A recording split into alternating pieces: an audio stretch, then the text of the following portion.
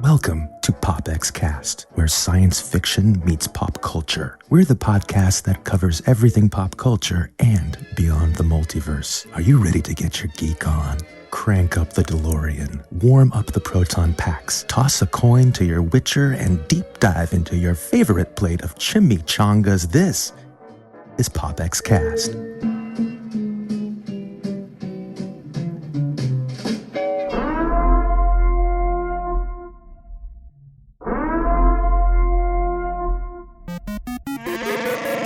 You are listening to PopXcast, where science fiction meets pop culture.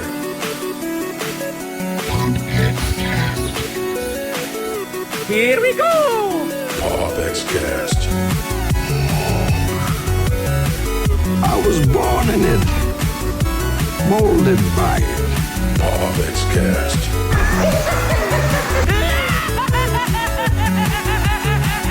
No strings on me. Autobots, transform.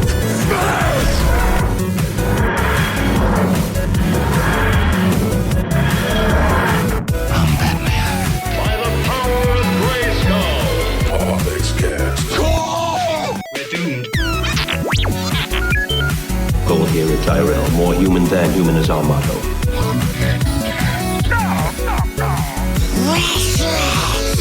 Here's Johnny. Never had a pet pony.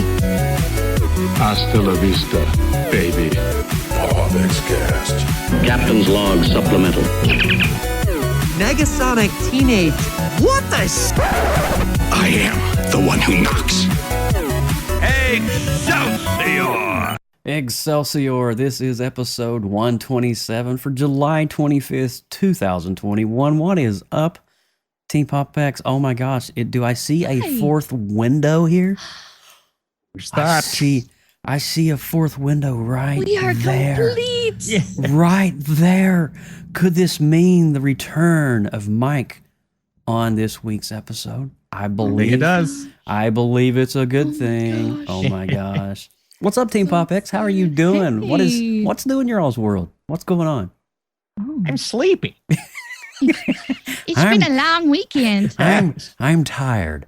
I'm just really tired. I'm very tired. I was telling everybody before the show, I've been ignoring my wife this weekend because I've been reading so many Don't videos. do that. I'm going to have to give her a day this week and maybe take some time off, you know? You need to take some. You've been working so hard, buddy. Give her some extra smooches. Well, before I forget, it was somebody's birthday this week. I want to say happy birthday, Mr. Austin Burke. Austin, Happy birthday, Guys, man. thank you. What are you? You're 16, right? I'm 17. Thank you very much. Okay. I am 17, going on 18.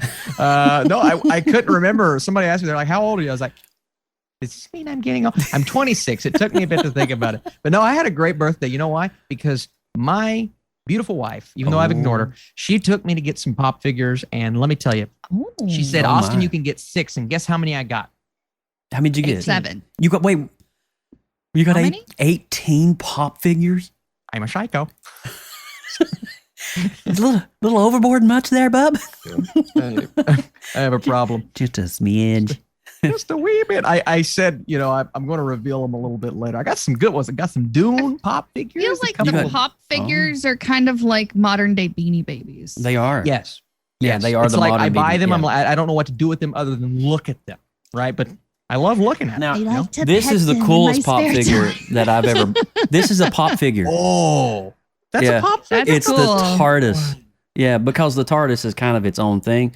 But I saw this in South Carolina and I was like, you know what? I don't have a TARDIS in my collection. I need a TARDIS in my collection because I like Doctor Who. And so there we go. They've got some great stuff. Man. I love man. them. That is awesome. Well, happy birthday, Bubby. Happy birthday. And you know what? You're on your way up to 100,000. I've been watching your count, man. I'm so freaking proud of getting you. close. This new studio is so lit. Your new home theater is going to be off the chain. And my new semi-new that I've not introduced on YouTube yet, but if you see me on Instagram and Twitter, my new logo that Mr. Joseph Burke designed. If you all go look at my profile picture, you will see just the glory. And I was so surprised. What a birthday gift, man. I loved it. I loved dude. it. Austin, we watched that come to life. It's on live stream on Haps, dude. Really? I need to go. Yes. The whole thing is on Haps. Oh, I need to go watch that. Yeah. Okay. I'll send you a link later. Yes. But it was really cool because I was thinking in the back of my head, I'm not old fashioned. I don't do Hallmark cards. I mean, come on.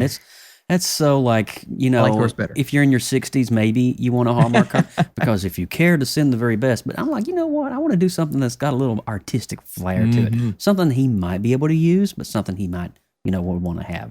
Yeah. And so there you go, man. Appreciate it. Glad you like the vector portrait.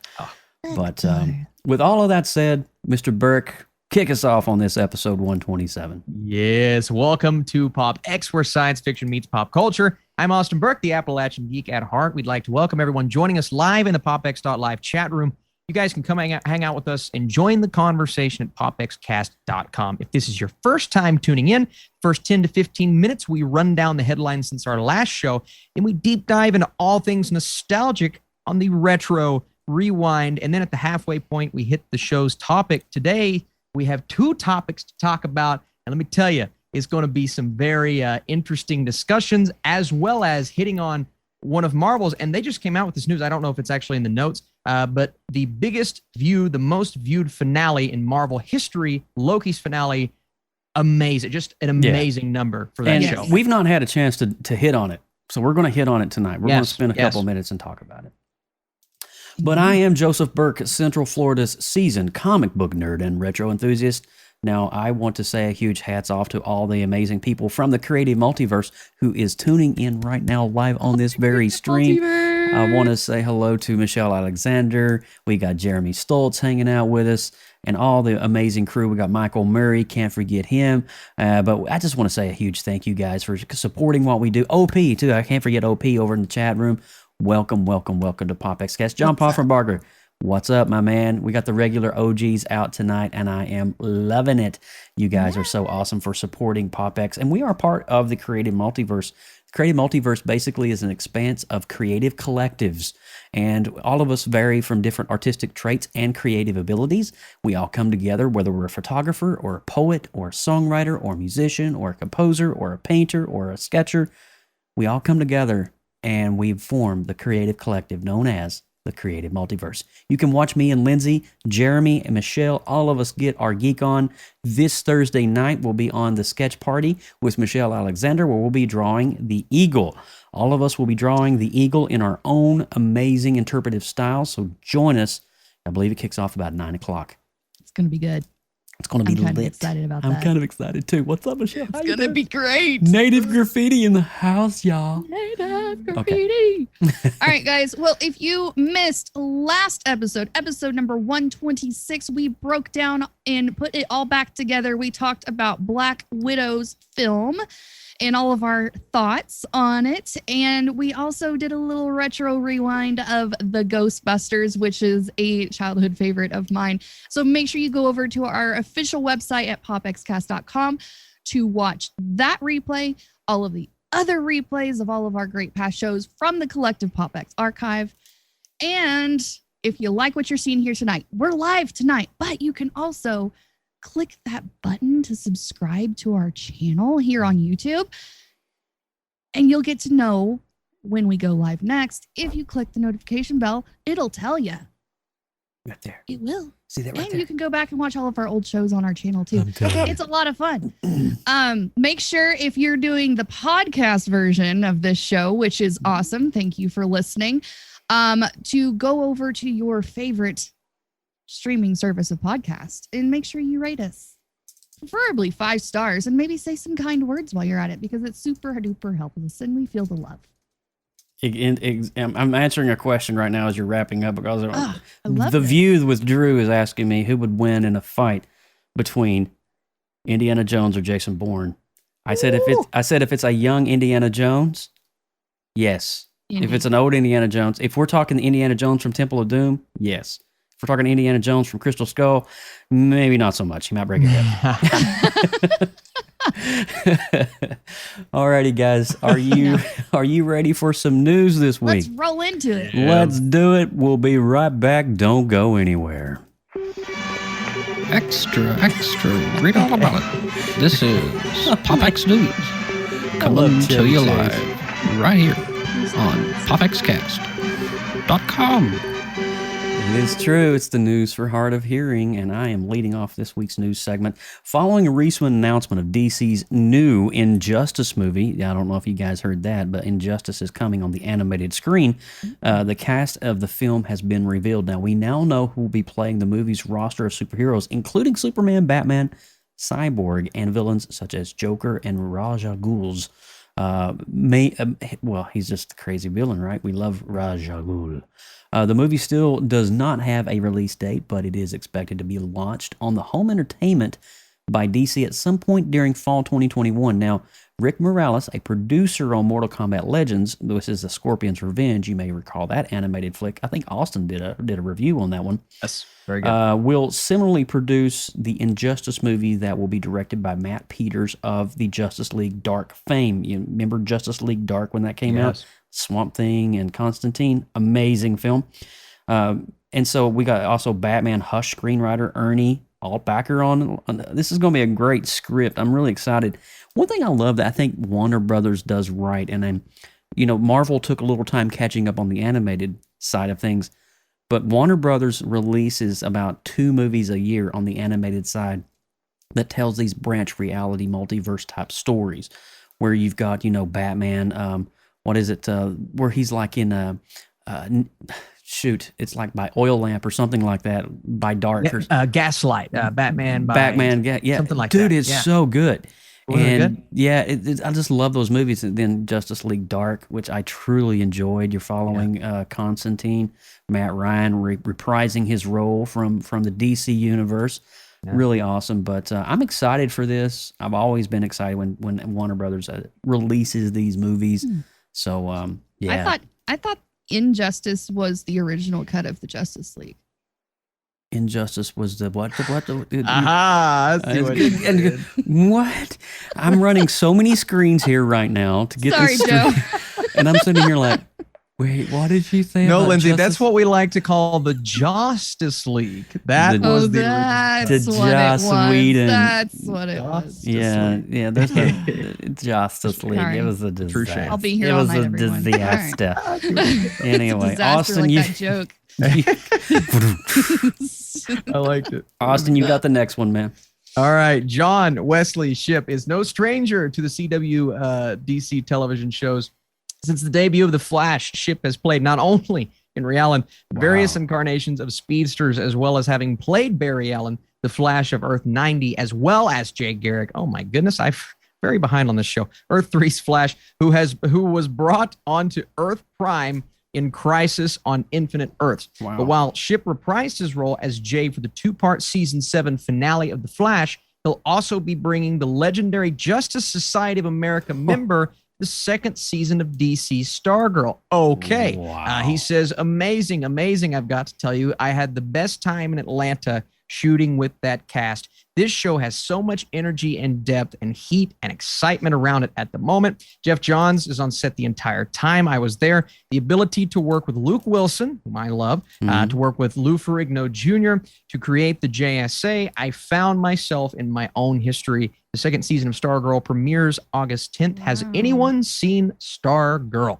I have haven't, not. but I've heard good things about Man, it. I'll tell you, CW really saturated the market for me when it comes to superhero comics. Now, for me, being an enthusiast of Marvel, and DC, you would think I would be like, I'm all caught up on every show, and I know exactly what's happening on Black Lightning and DC's Legend.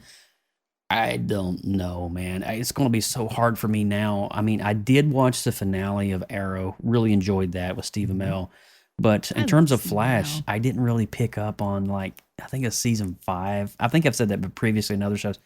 Like season 5, The Thinker, halfway through that season, I just kind of I don't know. I mean, I think I got overwhelmed because I think that's around the time that the Avengers Endgame Infinity War was coming out. At that time. When The Thinker was in.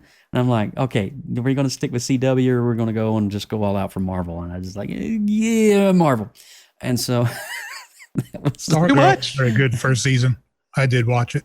What was it? Oh, okay. First season of Stargirl. I enjoyed Wait, he it. speaks out of nowhere. Yes. There's the a voice. was beyond. God. But I enjoyed the first season. It was very good. I like the Justice Society, so I was looking forward to it. And they did a good job with it. Did they? Interesting. I need to check this out, dude. And that's on Stargirl, right? Yes, Okay. HBO Max has it right now, I believe. The full first season. Okay. Cool. Well, Let's go. I may have. I'm watching Ted Lasso at the moment, so as soon as I finish that up, I may.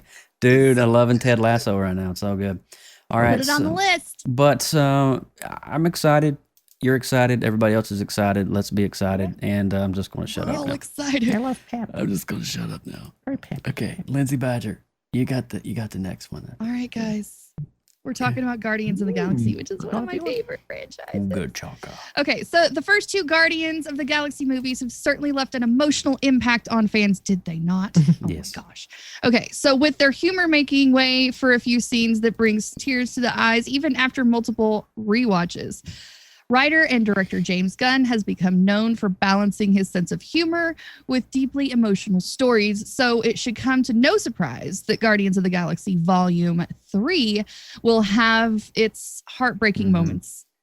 I'm expecting it. Gunn explained that his Guardians 3 script has remained the same over the last few years and that it will bring more of an emotional punch than maybe some fans are expecting. Oh, Lord, if you do anything, Groot, I swear, Gunn. Okay, so I'm still shooting Peacemaker, but I'm starting to work on Guardians 3. For Guardians 3, the script has basically been written for a long time. I've been playing with it in little ways over the years, but it basically has stayed the same since 3 years ago. It's pretty heavy, actually. It's a heavier story, so it's emotional process. There's an emotional process to go through. It makes sense that Guardians 3 will be more emotional, given that it is going to be the end of the story of this team of characters. Oh, man. There are probably going to be some tough goodbyes in the third installment. You are stabbing me in the heart feeling with the Groot. dagger and twisting it. I'm so sad to hear that. I think we're going to see But the also so demise of excited. Rocket. I think Rocket is going to go bye-bye. I think Drax may go bye-bye. I think Drax is going to go by, especially with Dave Bautista's relationship after he got angry when they fired James Gunn, and he's. I think I see that. I see that. Yeah. happening. Gone. Well, you know. Why Gamora? Why? What is Gamora? What? Anyway, we can keep that going on all night. Anyway, sorry. I so- just unrailed all of it. Our guy in the fourth window, the fourth man here, has some pretty cool stuff. Oh my gosh. There's been so many people Hi, on Haps Mike. wanting to see you, It's Mike. good to have you back. I'm glad to Hi, be back. Pumpkin. Hello, Hi, hello. buddy. Okay, so what do you got for us tonight in terms Well, I of just want to take a quick moment, and for those that are physical media collectors and show and tell? Love to collect great Let's movies, Physical. I picked up this 50th anniversary of Willy Wonka on 4K. Wow. Okay. And that's just the outer sleeve, and it comes in a nice Wonka bar inner sleeve. Come with Wow. me, That's you'll awesome. see. And That is so this is good. A 4K transfer, and they've done an amazing job with this. Really? This is like a 10 out of 10 transfer. It's been a long time since I've seen a really good transfer like this. And the movie from 1971, it's just amazing. And it also comes with a bunch of promo cards of all the different Jolly. All the characters. kids. Ah, the chocolate tube kid. Oh I can't yeah. remember his name at the moment. Ah, Baruka Salt. And it also comes with a Wonka golden ticket. Oh, you've got the golden I ticket. got that golden ticket. And it got comes the with an golden interesting insert book that gives you the details on all the actors and their backstories. That's cool. Gene And Wilder, there's man. This is why I love physical media, because it comes with all the good stuff. It's Scrumdiddlyumptious. scrumdiddlyumptious. Yes. Oh, dude. That's How much so is good. that? The chat is asking. This is I paid almost $60 for it. I got it. It's a Zavi exclusive. If you go to Zavi. Zavi US, they have it on there.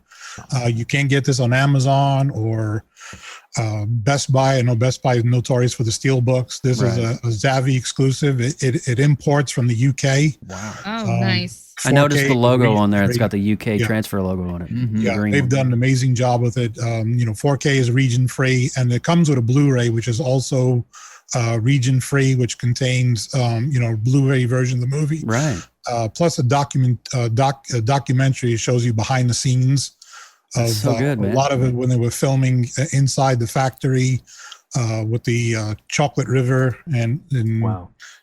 How they did some of the effects, and it's really good for anybody that collects movies. This is definitely definitely pick this up. It's worth the $60 just for what you get. And 50 years of this movie, they did a good job with the 40th, but this was a great transfer. I can't speak highly enough about it. Quick question. Does that package come with a digital coupon for a 4K transfer as well? No, this does not come with No the. code. This is no a digital. hardcore media. Yeah. Okay. This only comes with just the 4K disc and the Blu-ray. There's Oh, no man. digital on this. Well, I have got to watch it because Dang. Willy Wonka and the Chocolate Factory is seriously one of my favorite all-time movies. When I was a kid growing up, my mom and dad bought me the VHS tape. Dude, I wore that thing out to where the Same. beginning was just like, Same. it was so staticky and fuzzy on the first 10 minutes because I wore the freaking thing out. But to kids today don't even understand, the joys of popping in a video VHS cassette into a VCR. That sound, that Oh. hollow plastic sound of the Yeah. cartridge going. Yeah, So good, dude. You So can't good. replace that. That is nostalgia right there. Well, Mike, thanks for sharing that, dude. You always have the coolest stuff ever, man. That's so neat. Next time you're in, you gotta let me borrow that so I can see it in 4K. I gotta check that out. It's a well I love Mikey's show and tell. Yeah, I time. do too. It's He always has the cool show and voice. tell time. It's great. Show and tell. Okay. Are we ready for some retro rewind labyrinth, guys? Yeah. Are we ready? I believe we're ready. Hold on a Ready. second. Okay. I believe so. Retro rewind.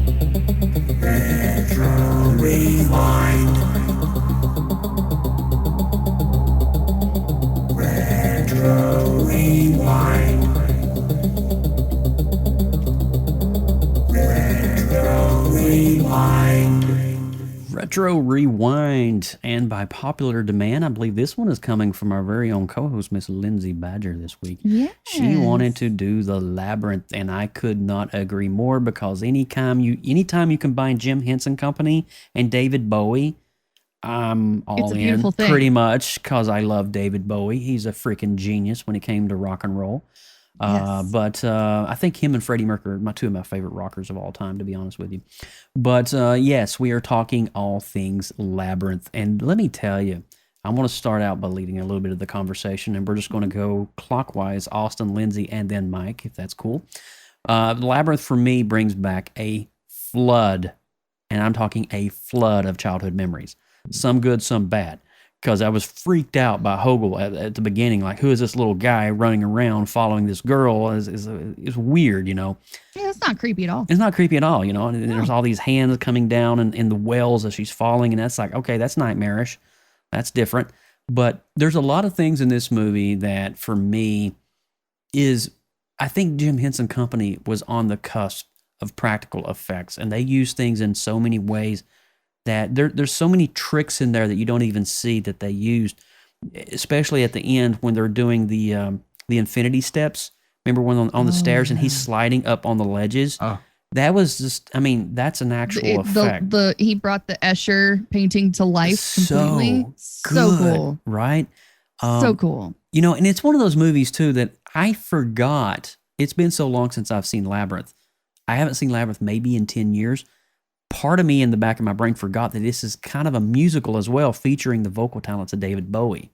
So that was cool in and of itself. We got a rock star who is essentially Ziggy Stardust being Jareth in this role as the Goblin King, if you will. Man, it's just one of those movies that is just literally 80s timeless fantasy classic. And it's I don't think there's any other company in the world that would have done a justice to it other than the Jim Henson Company. But for me, it's just a wealth of nostalgia. It brings back a lot of good memories. Again, another movie that I did own on VHS. and I wore the crap out of it.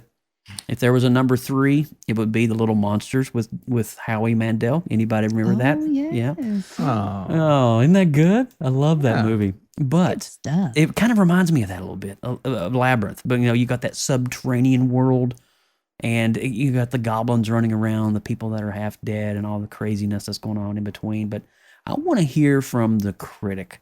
I want to go over to the guy to my right, Mr. Austin Burke. What do you have to think about the Labyrinth? This is maybe the first one that I just couldn't really remember anything from other than David Bowie's in the movie, and you have Jim Henson's company and all of the magic that they create. But I couldn't remember how incredibly impressive it was visually. I mean, this is a visual triumph almost for the time. 1986. It doesn't feel like you are going to get something that is so magical from a visual standpoint when the movie starts out. And then you enter this world, and Joe, you talked about the scene where David Bowie's coming up the steps, and when he flips over it, and all of those practical effects. And I'm sitting back, I'm mind blown because it looks better than a lot of seriously, it looks better than a lot of CGI filled movies I'm watching now. You can't deny a practical effect, bro. If it's done well, and you can't replicate something as interesting as this story. And I know we've done the movies before with the puppets and the Dark Crystal practical almost on every level, right? But now you're integrating not only humans, but this one character, this fascinating character that David Bowie plays. And he is so eccentric and weird, but at the same time, like you said, he's using his voice throughout the film, so you're getting that musical element, and he's taking you on this journey. I forgot Jennifer Connelly was Sarah in this film. I believe it was her first role. She's great in the role, and the more I learned about what this movie inevitably was, and the more I got on board with the voice talent as well. You can't deny how good the voice work is in this movie. It's really, really good. I was kind of swept away in this journey, and I didn't expect to be, because again, I think I've seen it one time, and just a very faint memory of it. But man, I mean, you get those big, crazy, blockbuster-y moments, and whether it be the big faces or the big creatures, and I'm sitting back going, I'm on board. This movie's really taken me by surprise. So Joe, I have to tell you, and Lindsay, good call here. Tell you, I think I'm a fan of this movie now. I'm a big That's awesome. There's so many elements, and then I want to go to Lindsay too. But there's so many elements of this movie that reminds me a little bit of Never-Ending Story, with just the fantastical, when she's going down the corridor and the head blocks are talking to her. And it's like, oh, don't go that way. Oh, go that way. Oh, I don't know. It's so funny, but he's combining little elements of comedy for the kids, but there's enough there for an adult to look through it and see another version of that story. It's just the beauty of filmmaking that Jim Henson Company is so freaking good at. Yes. And so, Lindsay, I know this is your favorite. Let's hear from you. It's definitely one of my childhood. Sorry, the bedtime alarm is going off. Forgive me. But usually I mute it so you guys don't have to hear it. The movie overall is just fantastical. Okay. It has so many elements and working parts and little bits in it that I actually forgot about some of them, because think about how many different puppets were made for this one movie. Yeah. There's so many different ones, and they each are so incredibly unique. There's like the wise man that has like the bird head, and then there's like trash and stuff hanging off of him that's kind of creepy. The junk lady scared the heck out of me. The one that they take her into her own bedroom, and she's like, I'll take the kid and you can have that lady literally gave me nightmares as a child. Yeah. That and the fiery creatures that had the heads moving and all that. Those are the things of children's nightmares that Jim Henson brought to life. So that's not all like bubbly and sweet and cutesy. There are some terrifying elements in this for younger children to be able to watch, but it's not to the level of gory and gross. I loved the tunnel with the hands and how they're like, do you want to go up or down? And the faces are all hands talking. Yes. And there's actually a really cool bit in the documentary that's after the show on HBO that shows how they make that tunnel and how the people did the things. Anyways, I loved watching Jim Henson's documentaries and how they make all the movies put together. Anyways, sidetracking. I love the music. I love the style of not only the dresses in the ball scene, but the just the everyday daily wear and the hairstyles. It so screams 80s. It is very much era centric in the stylings of everything. And it's so exciting. The fantasy world just sucks you in. And it even though you kind of at the beginning are kind of cringy against Sarah and her behavior towards her thoughts of her brother and the parents and all the things, you kind of grow to love her and understand her position, but she's also growing and changing through the journey too. Correct. Yeah. And so we end on a nice note where she learns to appreciate what she has, appreciate her brother, and kind of let go of some of those childhood attachments that she had, but still appreciate them, which I think is a fantastic message for children and adults too. Because I mean, we hold on to stuff, we hold on to grudges, we need to learn to let go. So I think that was a really cool thing. Some of my favorite characters, the door knockers, were my absolute favorite.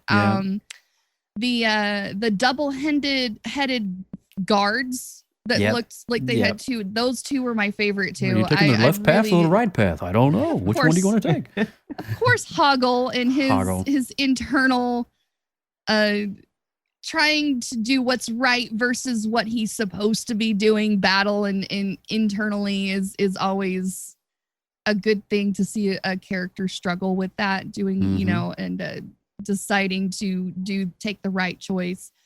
Did he miss the little dog that was on the dog? Yes. The dog on dog action. Yes.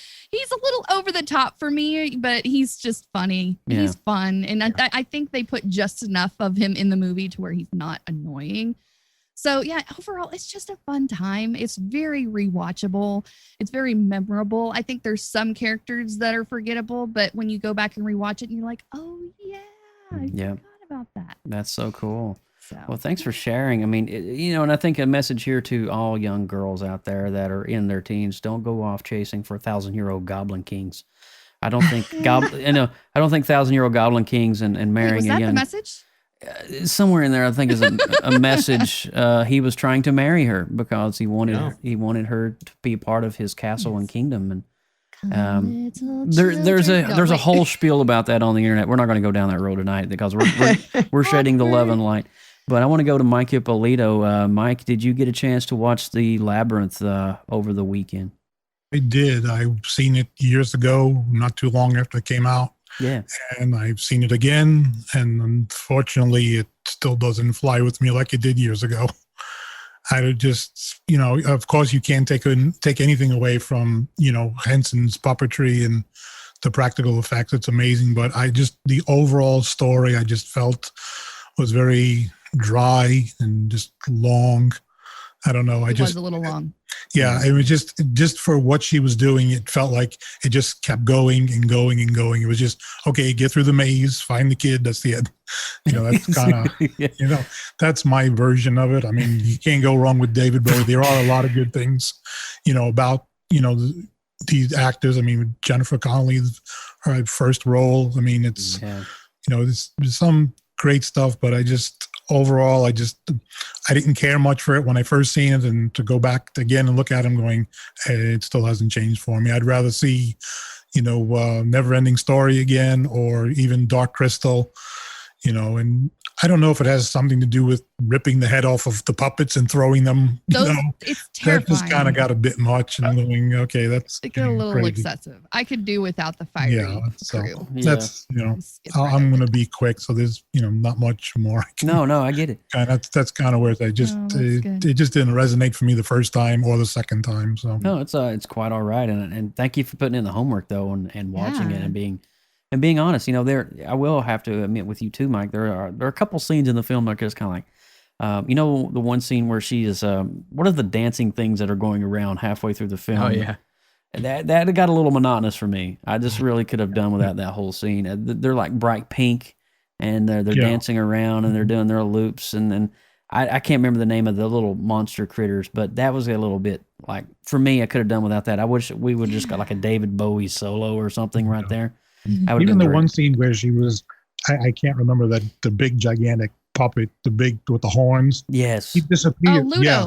And she's calling his name like 800 times. And if he didn't answer by the first two, he ain't around. Yeah. Give it up. You know? Yeah, I get that. Was like going for 10 minutes and going, okay, I'm going to fast forward this. She calls him again.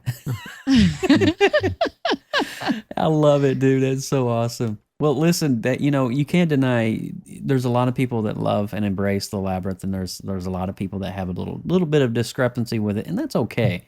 I think for me, one of the saving graces of this film, actually two, is Jim Henson Company and David Bowie. I think those two are a marriage made in heaven. I think it's great to see these two working together to produce this kind of film, and David Bowie essentially writing the score for it was just amazing. For me, Labyrinth is definitely up there in terms of the fantastical science fictions of the 80s. I think it's right up there with, The Neverending Story, maybe even Legend, which we'll be doing in 2 weeks, by the way. Spoiler alert. But it's going to be really great. Let's give our official score, and let's move on to Loki. I'm going to give Labyrinth a 7.8. I believe that's a fair one. It's not on. I would say it's not in the like top 5 or top 10 of my 80s films of all time, but it's definitely in the top 20 because of just its production value and nature. So I'm going to go with the 7.8. I'm a 7.6. I'm not far behind you, Joe. I was just very impressed with everything that they were able to do with this film, and Bowie just it's unbelievable how much he brought to that role. So 7.6 for me. Nice. Lindsay. 8.2. 8.2. Nice. Okay, Yeah. we're still within. Nice. All right, we're still within Not 0.2. far off of you guys. Not I'm far impressed. off. Okay, Mike. I'm going to go with a 5, just kind of right down the middle because Okay. you can't That's take good. nothing away from Henson. Because, I mean, it just, the Henson puppetry will stand the end of time. Yeah. Go to the end of time. Yes, it And will. you don't want to take nothing. And having David Bowie in there was amazing, but I just, I didn't feel the story. So I It's kind of all went down. good. So we got a 7.8, 7.6, we got an 8.2, and a 5. That is Team PopX's official score of Labyrinth. Currently streaming right now. If you have HBO Max, you can watch it right now, right there. Yes. All right, so we're going to switch on over now and talk about Loki very briefly before we get into this week's show topic of Masters of the Universe Revelation.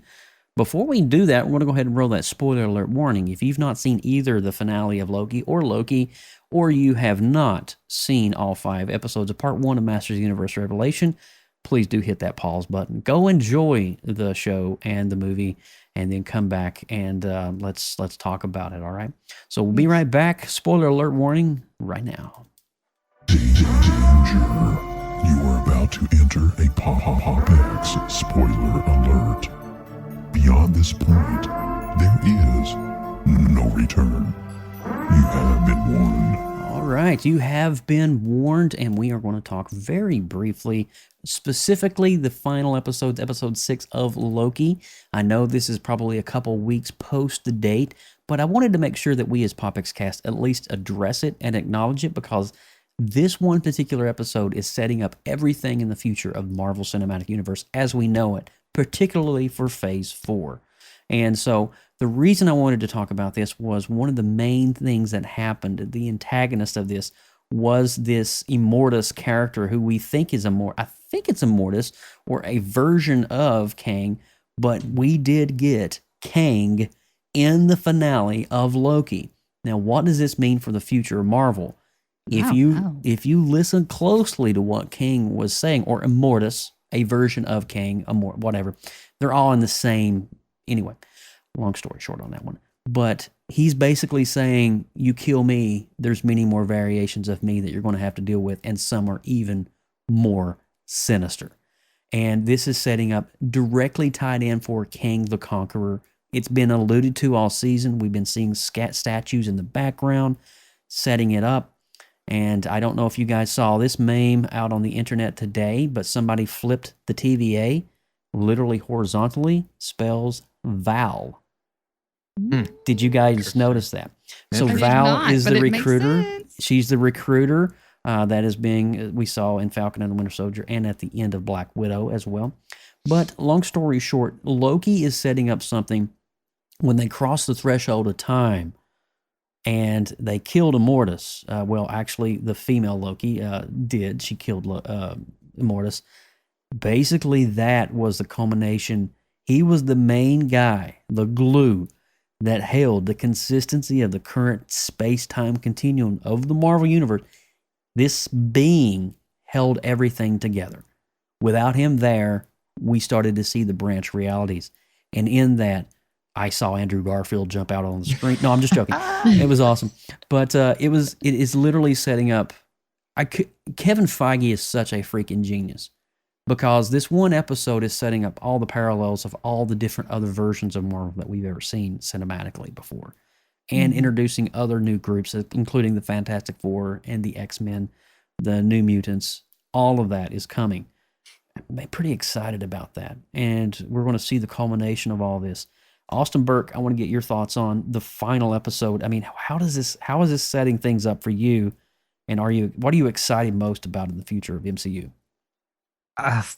Oh, wow. I mean, has there ever been a movie other than the Team Up Avengers films that has been hyped to the level of Doctor Strange and the Multiverse of Madness? Because not only is Scarlet Witch, so the entirety of WandaVision built up to that, the actual plot of Multiverse of Madness was set up in Loki. And it was also, I don't know if it's been confirmed, but now it's rumored that Loki's going to be in there as well. So literally everything is leading to that film. And now we know what the problem is. So how is he going to fix it? And who is he going to encounter while he is surfing his way through the multiverse? And I think that's brilliant. And one thing I love about this is it sets up so many possibilities. I mean, we could see a different version of Kang pop up, and maybe not every Marvel movie, but numerous Marvel movies. I mean, Ant-Man and the Wasp: Quantumania, they could have a version. A different movie could have another version. And then at the end of the day, I believe we're going to see yet another huge Avengers film where it's all of our new heroes teaming up to go against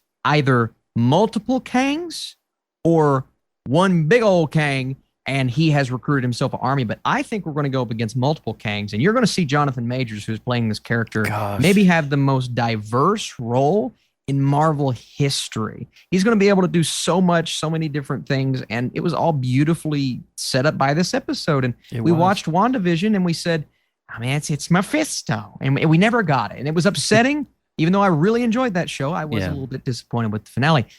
We were right with Loki. I mean, everyone was like, it's got to be Kang. And it was Kang. And when those doors open up, I mean, we were all kind of blown away. And yeah, it's a heavy dialogue episode, but you're spelling the next 20 years, maybe, probably 10, but could be 20 of Marvel.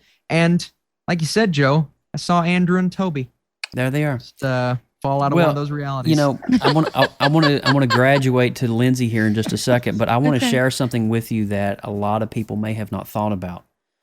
In terms of the past 10 years, 11 years, essentially, because we have to include the year of COVID, the past 11 years of the MCU, we have built up for Thanos. Yeah. And Kang makes Thanos look so one-dimensional. Yeah. If you think about it, think about this. Kang is in multiple universes with multiple versions of himself. And Avengers spent the last 10 years trying to learn who Thanos is and about the Infinity Stones. And that only happened on one little fraction of the timeline. And the TVA, they were using the Infinity Stones as paperweights. Yeah, they were downplaying the seriousness of it's like that whole decade. And you think about that in the context of what we saw. And it's just like, holy cow, Kang, this is the big bad that we're going to be having to deal with for a long time. Yeah. And I believe he's going to be the villain of all villains. And Thanos kind of seems pretty one-dimensional when you think about it, because it just, he was in Earth and he was on Titan and he was this and he was that, but Thanos couldn't go into the multiverse. He was only in Earth 616. Mm-hmm. So you see what I'm saying? So it makes Kang, like, if he's able to jump out of space and time, which he did in the castle, if he's able to be living outside of the realm of time itself and guarding time and making it his own, Thanos can't do that. Boy. Mhm. All right. So, Badge, let me hear Yes. what you thought about the final All right, episode. well, I'm going to shift the focus a little bit over to the lovely Lady Loki, Miss Sylvie. Yeah. We need to break down that a little bit. Her and her relationship with the Tom Hiddleston Loki, we felt like it was developing into something, and then she was like, I ain't got time for that. So it was definitely like a gut wrench, but you know what? It fits. Yeah. Loki has a plan that always fails. Yes. That yeah. is how he is written. True. He has his glorious purpose, but he never gets to fulfill that glorious purpose. I feel like that's how his love life would also pan out. So I'm glad in a sense that we didn't follow through with the gushy stuff and we kind of refocused Sylvie on her main mission, which was to get to the bottom of this craziness that she needed the answers to. And so the fact that she was the one that got to kill Kang, essentially, sort of, but really she, in essence, in doing that, opened a massive can of worms that nobody can put back in. And so I feel like that's a really bad call on her choice, but it would be inevitable whether she did it or anybody else did it. This is where we're going. So I feel like her job is done now as a character. And I feel like Loki still has some things to do. Obviously we've shifted into a different realm of the TVA where now nobody knows who he is. That variant of Loki is a stranger in this TVA that he got transferred to. So that's a whole nother story to unpack again. Jeez. Because Owen Wilson, thank God they didn't kill him off, because I was so sad whenever that originally happened. And I was so happy to see him come back into that alternate reality of the garbage land at the end of the timeline. And that was probably, I think I cheered from my couch that night. So I'm glad that his storyline is still going to exist and continue. I don't know what role he's going to play in the future, but I'm sure it's going to be very similar. I think that there's a lot of ways this can go. I don't know Jonathan Majors' character's story arc very well to predict, but I'm looking forward to. This is why I love Marvel and how they introduce these new characters. And it's so that not only do comic book fans enjoy it, but also non-comic book fans that don't already know the lore can go along with the ride, and equally they have a good time watching it. So I am on the edge of my seat. I am thrilled to see that this series, the very first series of Marvel, has been confirmed to have a season 2. Yes. As well as continuing on the storyline into the cinematic versions of the theatrical production. So I'm just pumped. I want to make sure that this just got me hyped. I want to make sure we get a little time in for Mike as well, because we still do have a whole other show thing to go on. Oh Lord, we still have so much to Mike, do. Sorry. what did you think about Loki, the season finale? First of all, I just want to take a quick second to make an acknowledgement of making his Marvel debut is Mr. Jordan Woods Robinson. Oh, yes. Yes. You didn't know that? That's Jordan. No. Oh, cool. This, if you don't know, the guy in the glasses here that you see, Go Jordan. if you go back to PopXcast episode 1, we interviewed this actor right here who was a blue man in Orlando, an actor in The Walking Dead, and also in To Kill a Mockingbird. What is it? Mockingjay. Help me out here. Hunger Games. Yes. Hunger Games. Hunger Games. Yeah. He was in the Hunger Games as well. So But as I said, To cool. Kill a Mockingbird, I have no idea where that came from. Anyway, Jordan Woods Robinson. That's such a great pull, Mike. That's Thank you. exciting. But overall, I mean, I just crammed this show in the last 2 days. Oh wow. I just didn't have the time to watch it, so and I just couldn't get enough of it. I thought it was amazing. I didn't know, this kind of blew my expectations of what this was going to be. I thought it was just going to be a Loki story doing his Loki things, and we were going to move on. But this is not what I expected, and it just blew me away. And this was actually one of those, time travel, multiverse things that I could actually keep up with without getting lost. Yeah. And I know it was very comic oriented, very, a lot of Easter eggs in it, and I still enjoyed it, not knowing like all the stuff from the comics, the Loki stories, and it was just a great show overall. I think the ending was great. I think I kind of go with Austin about the multiple Kangs, or maybe one big one, but I think we're going to see more in the new Doctor Strange, and I think this will all come together in Quantum Mania, where we'll see the quantum realm and this, this multiverse. Everything, those two will come together, and I think it'll be, I would say, almost Infinity War Endgame. Style. I think that's what they're setting up. They're setting up Thunderbolts. They're setting up all this, the new Avengers, or West Coast Avengers, if you want to call it that. I think it's going to be called the new Avengers, but they're setting so much up. And I hear that the Hawkeye trailers are right around the corner. So I am just so stinking excited for where the future of this is going. We're not, should we score season 1, or should we just like move on? I don't know. What do you guys think? I'd give it a number. All right, let's do it. Let's do it real fast. All right, let's do it. I'm going to give Loki an 8.8 because it was freaking awesome. WandaVision, of course, I gave well over a 9 because that would just set the bar so high.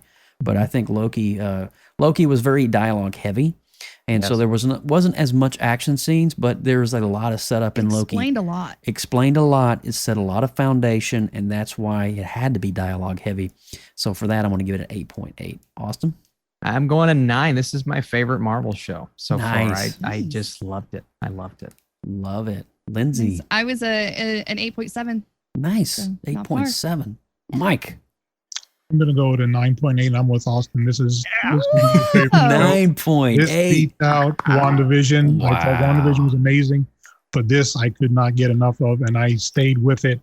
When the show ended, the episode ended, I'm going, oh wait, it's finished already. Yeah. But Yeah. That's how It deep was I was. so involved. good, dude. One It more. was so stinking good. Tom Hiddleston, if he doesn't win an award or something for this, oh my gosh, dude. So I'm telling you, I would be so upset. It's incredible. But that is the official. We wanted to touch base on Loki because this particular episode, this show, particularly episode 6, is setting up things that is going to be the pivotal point of the entire MCU and all things to come. So we had to cover it.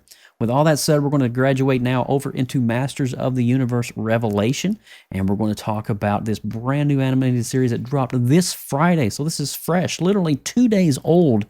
And I breezed through this. I don't know if you could tell I'm a little excited here. Kind of got He-Man and Skeletor kind of just like, making sure that Eternia is safe. I guess that would make me Eternia. I'm in the middle. I have no idea what that means. But anyway, moving on here. You're the desert in between. Moving on, I think it's going to be.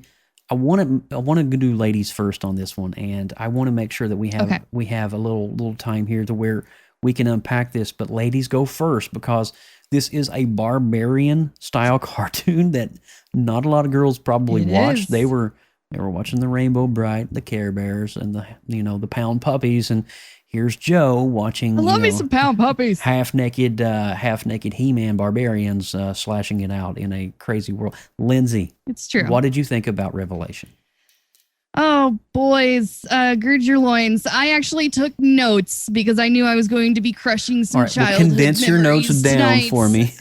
I will try to get through these as quickly as possible because I know we are running out of time. All right, Masters of the Universe Part 1. Keep in mind, it is only the first part. There is a second part coming out at some point. All right, so cartoon series based on He-Man and the Masters of the Universe. Had a lot of warm fuzzies for kids of the 1980s era. I'm a kid of the 1980s era, but I'm a girl. I wasn't the target market for the IP, so I wasn't super interested in this one growing up. And I don't really have the nostalgic attachment that most boys my same age would. But I did do my research. I did dive deep into the Wikipedia fandom sites, and I watched the documentaries, and I even watched 3 hours of retro He-Man cartoons, ladies and gentlemen, to make sure I had a decent grasp on the backstory of this show. You really watched 3 hours? After I watched this series, because 3 hours. They have it on YouTube, dude. It was an experience. Sorry, All right, I'm playing with my play diving sets into again. the series. Please do. It's great. So diving into the series, covering, I loved the animation graphics of this show. It is beautiful. The artwork is amazing in this cartoon. It is something that you can truly admire and enjoy watching for the entire 5 episodes. It really brought the characters to life in extreme level up from 1980s animation. Yes. For sure. Mhm. So that is probably my most favorite part of the entire series. The voice acting was pretty good. All the actors did a decent job. I felt a little Jokerish Hamill sneaking in that kind of grinded me a little bit, but it didn't make me hate it. So I mean, voice actors were really well matched with and He-Man in the parts that he was in. Yeah. Nailed it. Yeah. So the soundtrack, the music was okay, but I mean, it felt kind of generic, almost like a Marvel movie reject soundtrack. And I really kind of wanted it to feel a little bit more harkening back to that retro style. There wasn't much synthy sounds like the original cartoons had. Yeah. So I kind of felt like that was missing some of that character and that feeling that could have probably, leveled that up a little bit for me. And there's not really any like emotional investment because, music really helps kind of sew that in. And I really just I had a disconnect with that. The story is really quick paced. So you get a very basic bare bones origin story where you basically just like get like names and their quick relationship roles laid out, but that's really about it. So again, it's not really a deep dive into those characters. The big bads that we did see were mostly expendable baddies that were kind of like fan service. Yeah. Triclops honestly was the best bad guy of the entire series with his little motherboard cult leader Borg armies situation. I really kind of dug that. That was kind of good. Sorceress was a predictable flip-flopper from the get-go. I didn't like her. She rubbed me the wrong way. I was expecting Skeletor to be more funny or punny because that was kind of like what he's known for. And I really missed that. And given the fact that he was killed at the beginning, kind of didn't really give him a lot of screen time to justify himself as playing that role. And the only value I got from him was at the end whenever they do that cliffhanger of him getting the power sword. So, I mean, hopefully they give him some more due justice in the second half. Right. Switching over to good guys. Guys, I am like flying through this. I'm just trying to get it all out. You can do this, Lindsay. I'm doing it. All right. Prince Adam / He-Man, poster child of the whole IP, is slaughtered not once but twice. Yeah. Once at the beginning of the freaking series after his little Sailor Moon transition thing, which was like, what the heck is this anime business? Anyways, and then once again at the end, getting stabbed in the back just for good measure. I feel like there was some hatred towards He-Man, even though he was like supposed to be like the star of this whole thing. Anyways, moving on. King Roland banishing Man of Arms really kind of ticked me off. He was just like, oh, it's all your fault. Kill the messenger sort of situation. I was like, man, he's like the best good guy character of the entire series. I really felt like there was a nice depth of character in him, and I felt like I was rooting for him more than any other character that I was watching. And then we killed off a lot of sidekicks that were beloved. Rest in peace, Orko. I liked him. He was fun. Roboto. And little Roboto, he was cool too. He had some Iron Man vibe to him. I dug him too. But I mean, there was a lot of killing off of characters in this series. And actually, my children noticed this. I watched this series with my children, intentionally wanting to see what their reaction and feedback was because of, the innocence of a child, never knowing the backstory or the society feelings about this IP. I got some raw, real reactions from them. They were like, man, there's a lot of people dying in this series. I was like, yeah, there sure is. Yeah. Keep watching, children.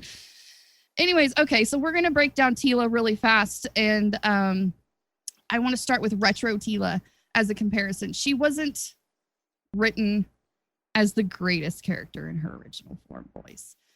There was a lot of corporate consultants that molded her character, and you can tell. We were given this girl that was supposed to have this captain of the guard, high esteemed, in charge of battle role. But in most of the episodes that I watched, I would say probably roughly 80% of the time, she was either entrapped or fainted and had to be saved by He-Man, being picked up unconsciously and dragged to wherever it was that she needed to be dragged to. And I was like, ugh, that's cringy. If you're in charge of something, like a general essentially, or a captain of an army, that would never really happen in real life. And so I felt like she was extremely needy and dependent most of the time. And so switching over to this modern day Teela, I wasn't in disagreement that she needed to have a few changes, some upgrades perhaps, to make her more relevant to girls of the modern age. But I think that they went too far. They went to the extreme opposite.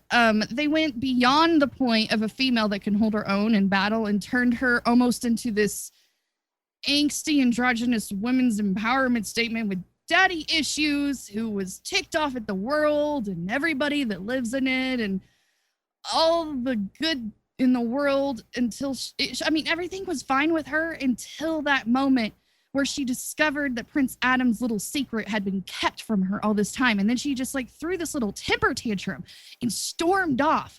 And that was basically all of her backstory. That was her personality shift. And it was so over the top. And I know there's all this woke, controversy going on right now about it, but I wasn't buying this character. I really felt like I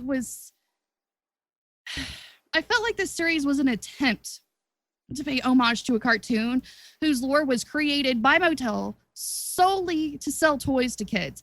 But it was beloved by so many, and I know Kevin Smith was trying to fill a very tall order, but I feel like it missed its mark a little bit. The story being quick-paced and not having a lot of room for development, and there shouldn't have been such a heavy focus on Teela, I feel like it was cringy, a little bit boring at times, and that I would have liked to have seen both a strong male and female role that could have possibly worked together, focusing on teamwork together. Because, at the end of all those episodes is like, the lesson we learned today, kids, was, which was fun, but I didn't really feel any of that. It was very like, I'm angry at everybody. And there was like this underlying tone of a feminist agenda that I didn't really feel was necessary.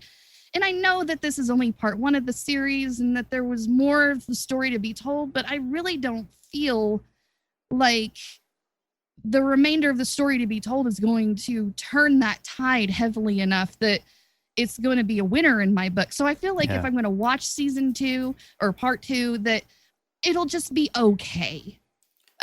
Is that your final verdict there, Lindsay? We're have to move on here, girl. Sorry. That's a 10-minute spiel, girl. I'm sorry. I just had to let it all out, and now I'm done. We need to move on. My God. Anyway, I'm sorry. I'm just teasing. No, that was actually very transparent, and I appreciate your honesty and everything that you did. I mean, you make a lot of valid points that you really can't deny, and that's one thing I love about PopX. And I was telling Team PopX before we did this show. I feel better. You should feel better, daggone it. But, if PopX did a show every 2 weeks and where we all agreed on the same thing, how entertaining of a show would that be to you? Yeah. Yeah, I agree. It really wouldn't be entertaining at all if we all, yes, it was great, 80%, good. We'll see you in 2 weeks. That doesn't really make PopX, overall, in the grand scale of things, aesthetic or relevant. Because if we all are just bobbleheads agreeing on the same thing, what are we really getting done to the community and pop culture as a whole? That's a big fat zero, honestly. So I want to go to Mike Ippolito next. Mike, did you get to see Masters of the Universe Revelation?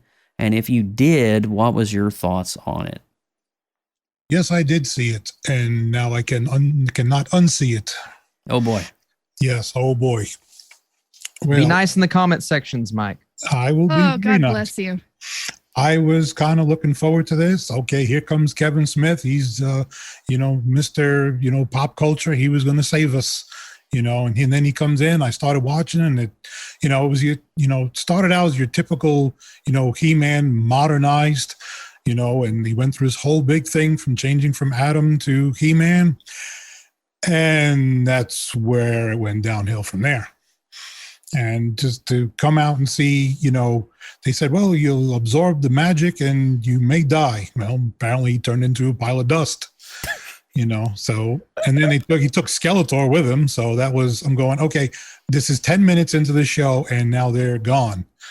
And then to transition to where, the king finds out that Adam is He-Man and starts just tearing into Man-at-Arms. I'm going, what am I watching here? Yeah. And then on top of it, to Tila to throw her sword, and I'm taking my ball and I'm going home attitude. Mm-hmm. And I'm going, no, and then once it ended, I'm sitting in this place by myself. I'm saying, what have I just watched? And I'm going, no, this is not right. This has nothing to do with Rotten Tomatoes. This has nothing to do with any other reviews. I'm looking at this and I said, Kevin Smith just took his shoe and threw it at me. That's the feeling I got. And I just felt like everything that I remember about He-Man was just ran over by a truck. Oh man. So, and then I said, for the sake of we're doing this on the show, I will watch it. And the deeper I got into it, the worse I felt about it. I'm going, no. We're into episode 5 and he comes back. Okay, well, let's see where it goes from here. And then to get it again.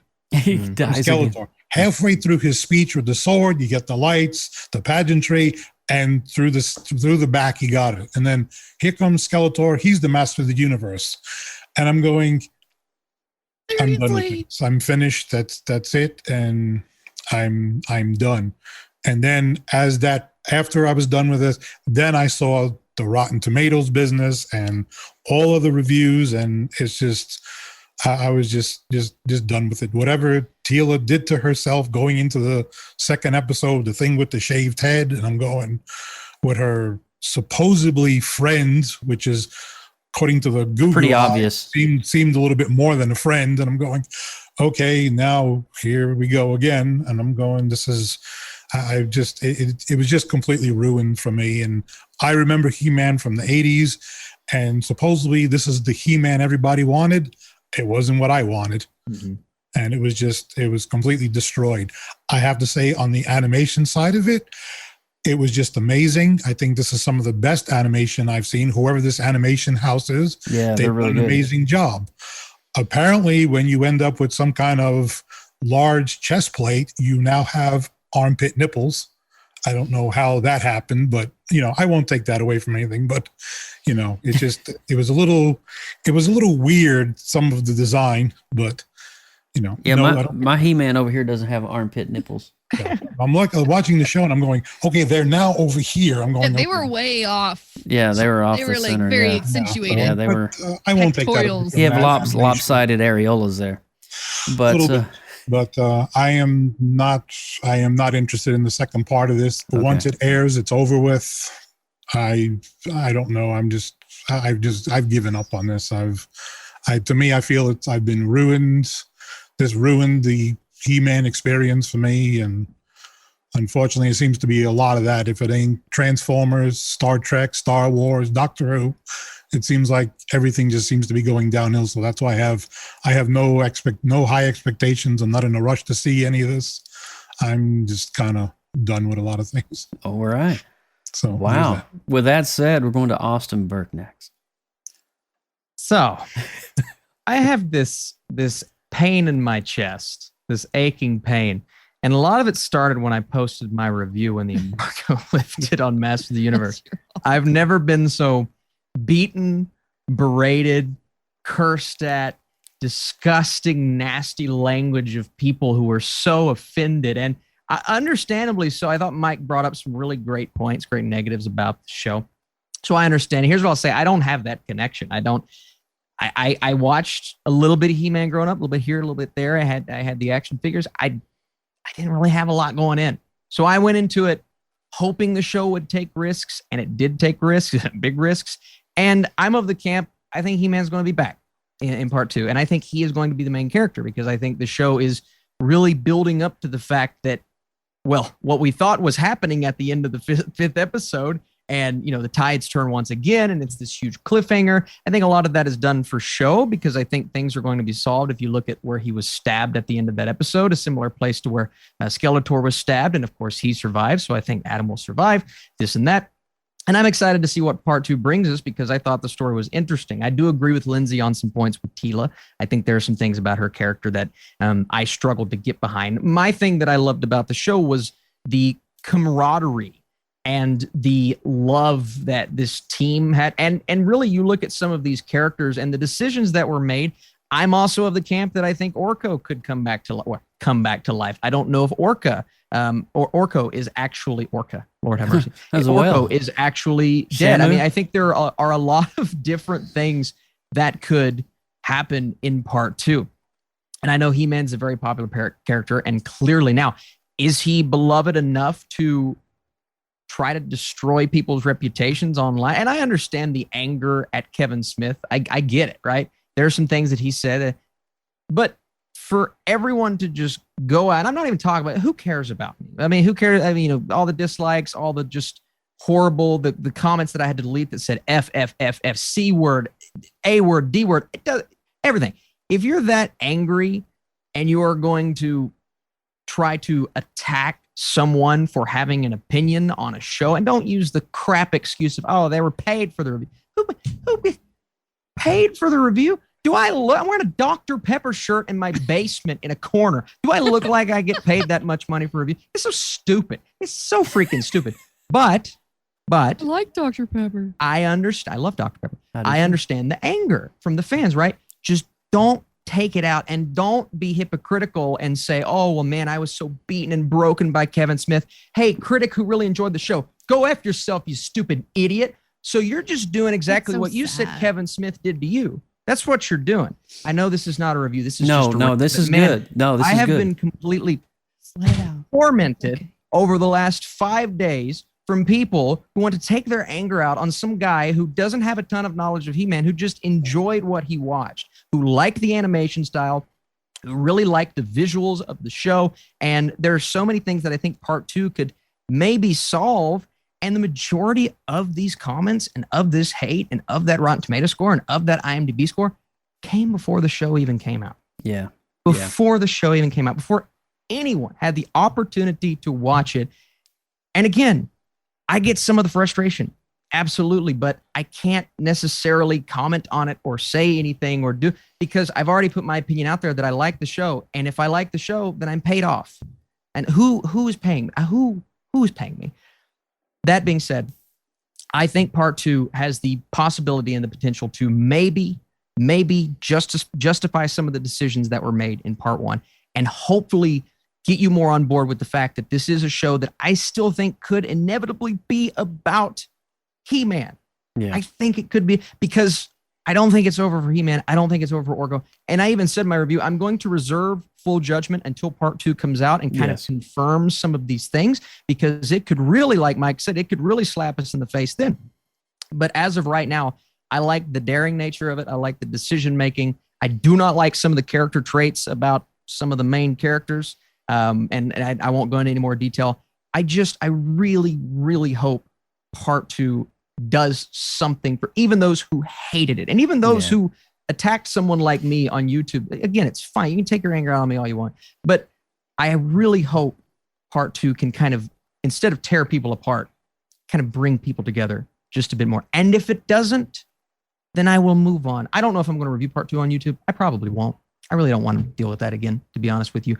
But maybe on PopXcast, we can go through it and then really hold judgment. Well, that depends on how good part 2 is.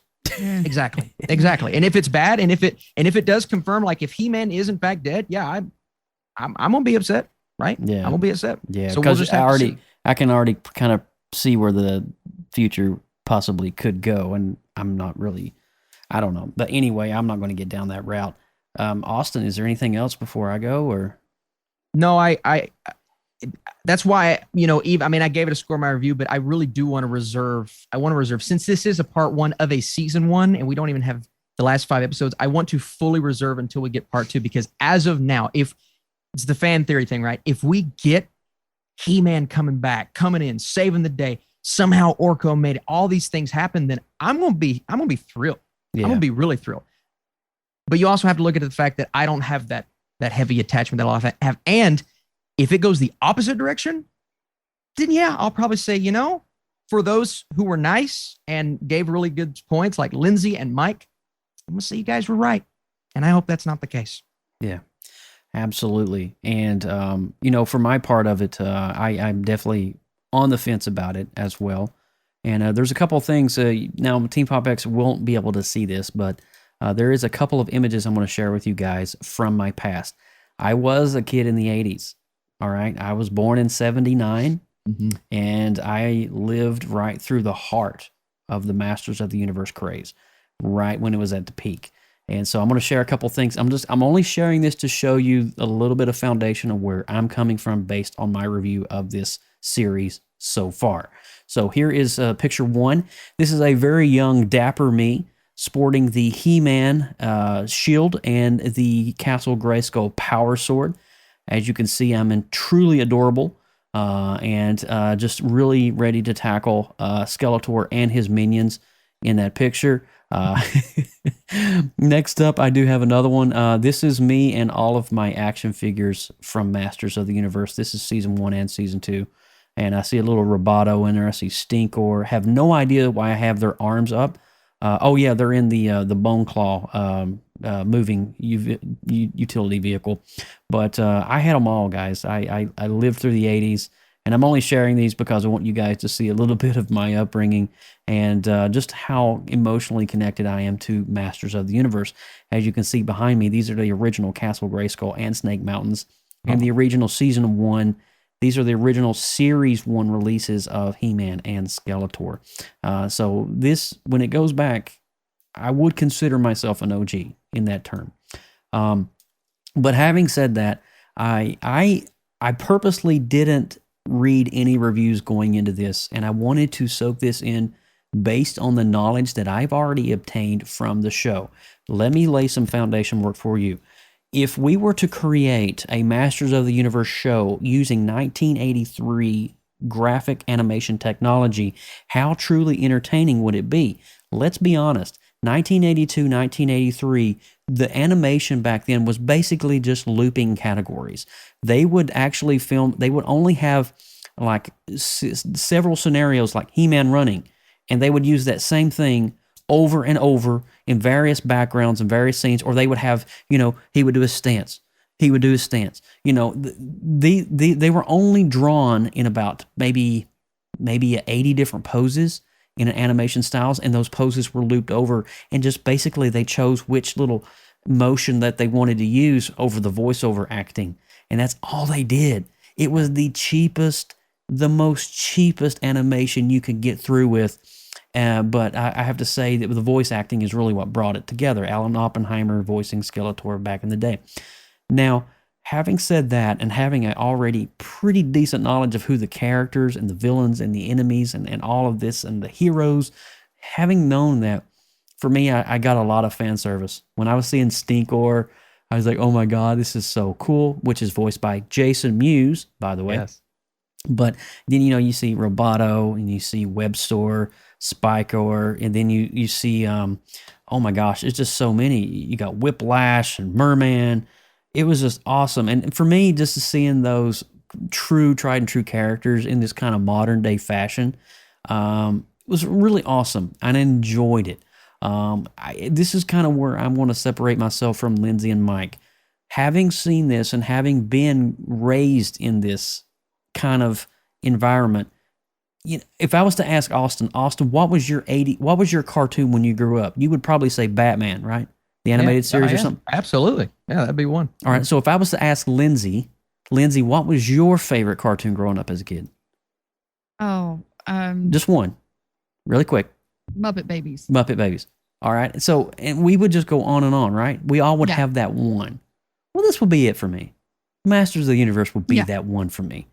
Yeah. This is pretty much, I loved everything about it. The action figures were awesome. I mean, for the first time ever, you got a 4-inch figure And Kenner at the time was only producing figures. If you remember the Star Wars ones that came out, the little 3-inch figures, they were just paled in comparison to what Mattel was releasing on these guys. And this is the original Skeletor from Series 1. And as you can tell, my mom would put nail polish on the back of it to let all the kids in the neighborhood know that this is little Joey Skeletor. Joey's toy. So my mom marked every one of my action figures for me, and I left the marks on there just because. But long story short, getting back to Revelation, I truly feel that for me, I enjoyed the story. I saw what a lot of the problems people are having with it. For sure. Particularly with like Tila and maybe King Randor kind of being a douchebag. I understand that. I get that. And I was kind of like questionable. I was like, why is he acting so much like a poo-poo head right now? What crapped in his cornflakes this morning? And, and I didn't understand that whole logical rationale. But I do have hope in this series, and if you watch this snippet after Netflix, the after show of Masters in the Universe Revelation, Kevin Smith towards the end of that gave us a teaser, and if you would listen, he said, "Oh, and by the way, Adam, we think is still alive. We never did see him die, so he could be coming back, and he could be the protagonist for season 2." Better. And he was letting us know already, like, guys, and this was long before the backlash happened. This was filmed, months and months ago. But I think the cool thing about it is I think part 2 is definitely going to focus on the story of He-Man. And I understand Kevin Smith's approach to this. What if we took the most mightiest man in the universe and stripped down all the things that he took for granted?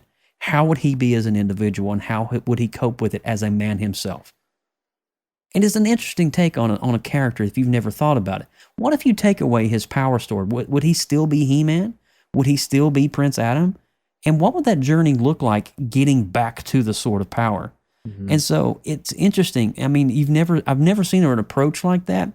So that's kind of like what is keeping me like a little bit, I don't want to say on the fence, but keeping me hopeful for what season part 2 could deliver in the second part of the season. It's almost like what Iron Man 3 and Thor did to those two characters is they take away what makes Iron Man, and it was a Robert Downey Jr., which really made for a good character journey. And Joe, I think that's kind of a good... Well, here, you said that and you have no idea what was in my brain. I was getting ready to bring... Point. Well, wait just a second. I want to share something with you. I recall a very young Jon Favreau in 2006 being cast as a lead director for a movie that was getting ready to come out. And the backlash. Are you serious?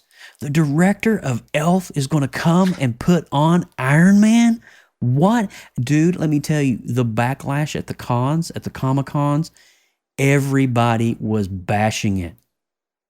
12 years later, it is the pinnacle of the Marvel Universe.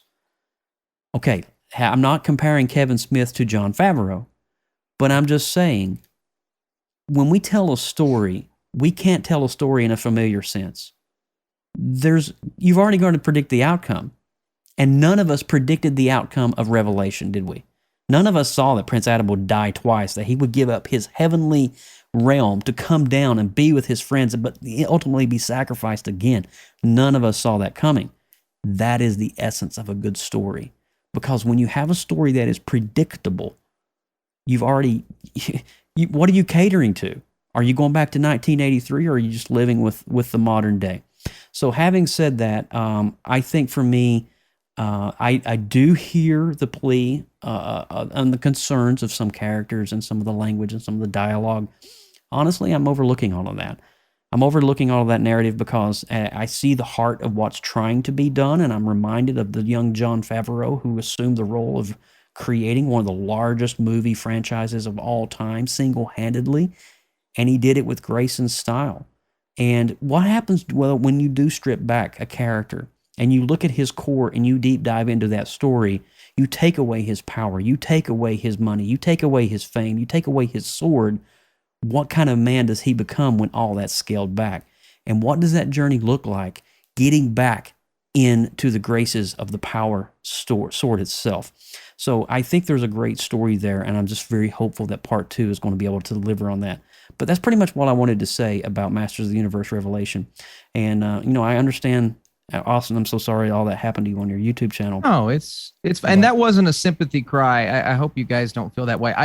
I want fans to know that they don't have to be as hostile. And I know nobody watching is. I mean, you guys have been phenomenal in the chat tonight. It's just hopefully the hostility calms down and we give part 2 a chance. And then if part 2 fails us, then I'll be right in your camp. I hope we can sit and talk about it as opposed to trying to be as abusive. And I hope online. I hope we have that opportunity as PopX to sit down and talk about part 2 when it's released in September, I believe, is when the projected time of release is going to be coming for part 2. Okay. But you know, and I want to say this before we give our official score.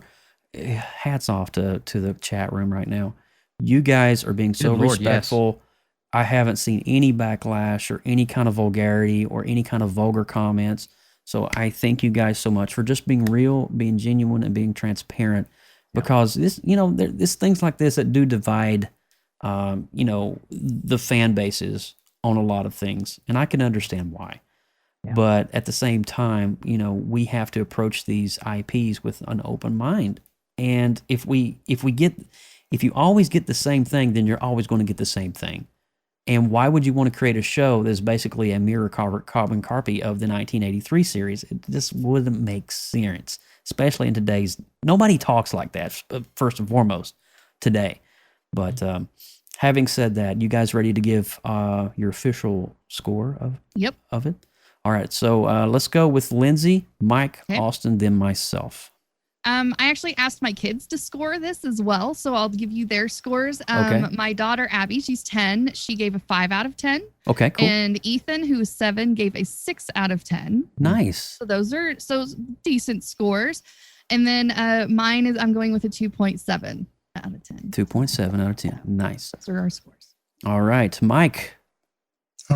Basically, just quickly, I want to say, you know, as, in regards to Austin, you know, somebody just goes and, you know, shares your opinion about something should not be attacked by these keyboard cowards. That's just what's aggravating my frustration. I mean, I'm not going to go on your channel and say, oh, well, you liked it, you're garbage. And that's, you know, as a human being, that's, you know, no human being deserves to be treated like that. And that's just one thing that just really pisses me off. And, you know, and plain and simple. It's not productive. No. But, you know, and what I'm going to do is I'm going to go with things that I've said before, where usually I give something a second chance. You know what I'll do? My frustration is from what I've seen now. So there, and Austin, like you said, we could be completely turned around in the second part. Mm-hmm. So if we're going to review it, I'll be willing to watch a second part.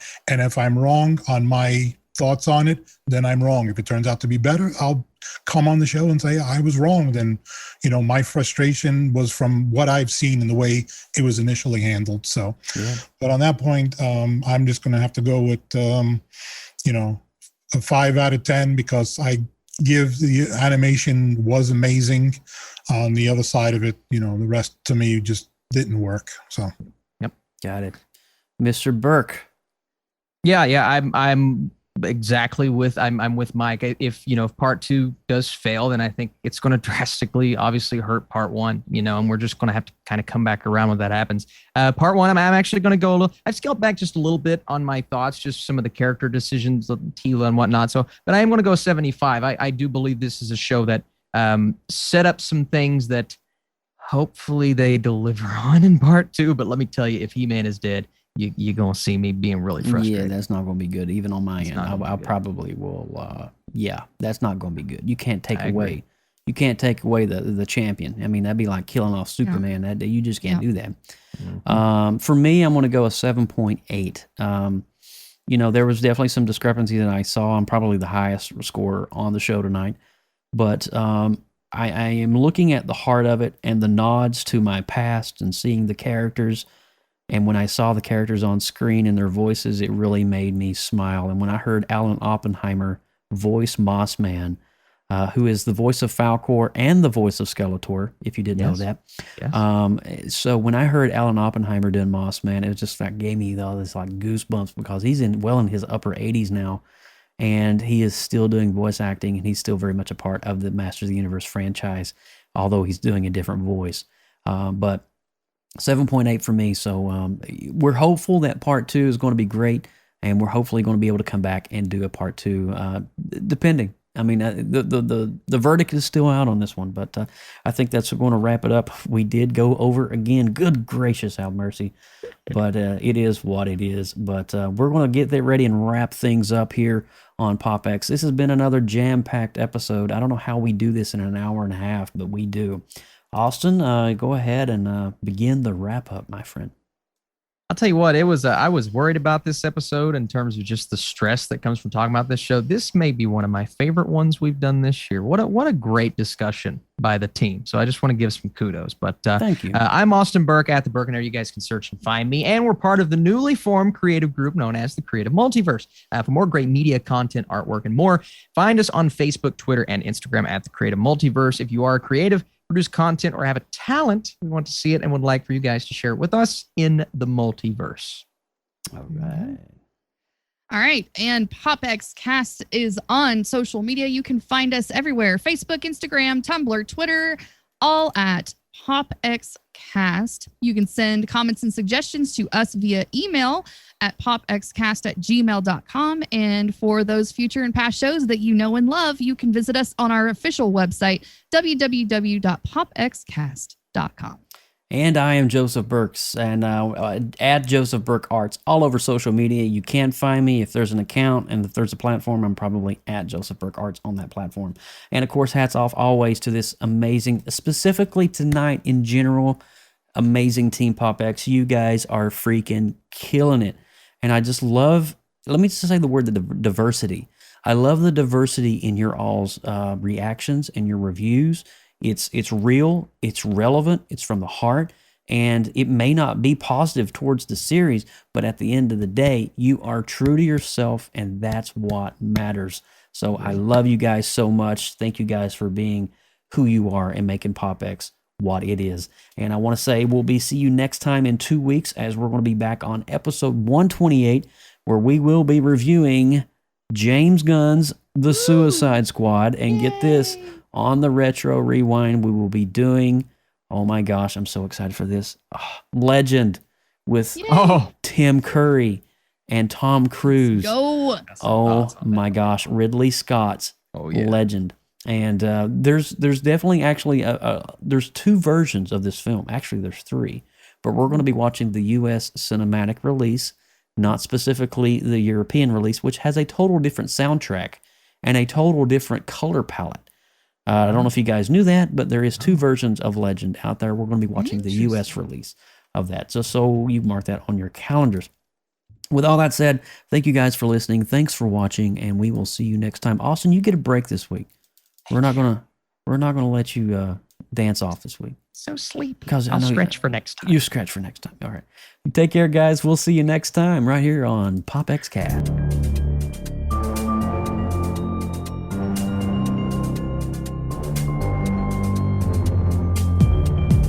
From everyone at PopXcast, thank you so much for listening. Please subscribe to our YouTube channel and click that notification bell so you know when we go live next. Drop us an email, popxcast@gmail.com. Throw us up a like on Instagram and all those other social media outlets at PopXcast. Until next time.